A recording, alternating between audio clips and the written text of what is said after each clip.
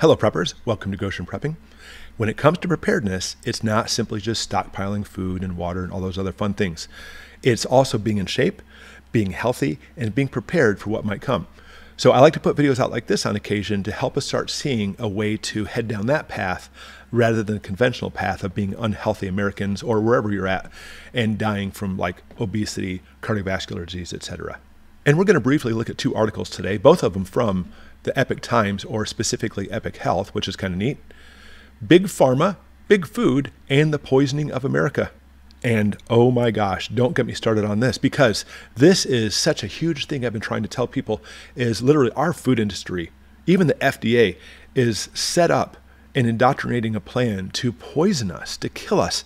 And I'm going to be making a whole bunch of videos about this, about certain things you might want to look at. You know what? The problem with people on diets is this. I need to lose the weight. So you go on this diet and you lose 10, 20, 30 pounds, but you're so quick jumping into it, it's almost unsustainable. You stop the diet and we'll gain all that weight back, and then sometimes even more. So what you want to do is actually take one little thing at a time, one little lifestyle change, and you want to make it a lifestyle change overall to make yourself healthier in the long run, so that way you'll stick with it. And they even talk about compare fresh versus processed food. Oh yeah, that's one of the biggest things right there. So Marion Nestle, a renowned molecular biologist, told me that the food industry actually sponsors about 15% of published research. Of course they do. Big Food, she said, works just like Big Pharma in following the tobacco industry playbook and protecting sales and profits. And this is beautiful. This is exactly it right here. The influence of Big Food on big science goes back many decades. In the 60s, the sugar industry paid scientists to blame saturated fat for the increase of heart disease. We now know that saturated fats are nowhere near as bad as previously believed. On the other hand, a diet high in sugar is intimately associated with heart disease. To be more specific, listen to this. A diet high in added sugar is the real danger. Oh, yes, that is truth. Sugar is evil. And we're even finding that people who actually eat a diet of higher in fats have far less associations with things like Alzheimer's, dementia, and other neurological problems because your brain needs that fat.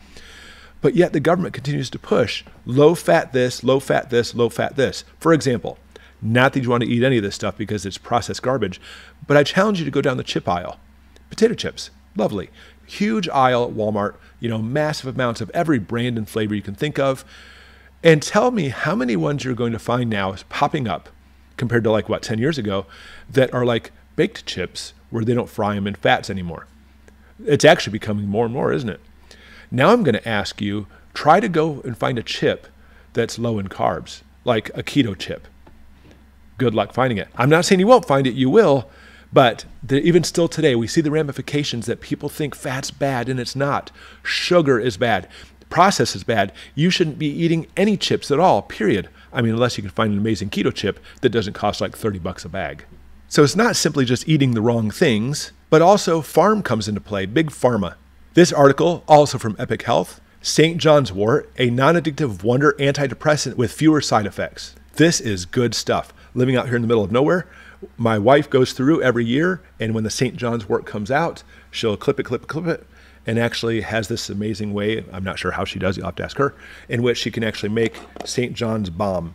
And this stuff is the bomb because, out in the country, especially with a wood stove, dryness comes through the air and you get those little cracks in your fingers and stuff, and this stuff will take care of it like that. But that's even beyond. Let's go back to the article. St. John's wort functions like a wonder herb, healing many symptoms of depression, but intervening gently as opposed to antidepressants. Out of all the pharmaceuticals, antidepressants remain one of the most controversial. Well said. And without getting too sciencey on you, many studies have suggested that St. John's wort increases activity among neurotransmitters. Furthermore, things like serotonin, dopamine, norepi, and melatonin messenger substances are regulated, and monoamine oxidase, MAOAs, are inhibited. As a result, you feel happier, more energetic and resilient, sleep better, and have better nerves for day-to-day life. This is so great because as Big Pharma tries to push more and more and more antidepressants, there is an alternative. Now, of course, I always say as a disclaimer, you need to check with your doctor first.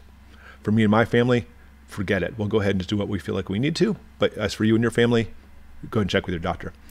We're going to be putting out more videos like this, and we actually have some big news coming later as far as how to make things like this.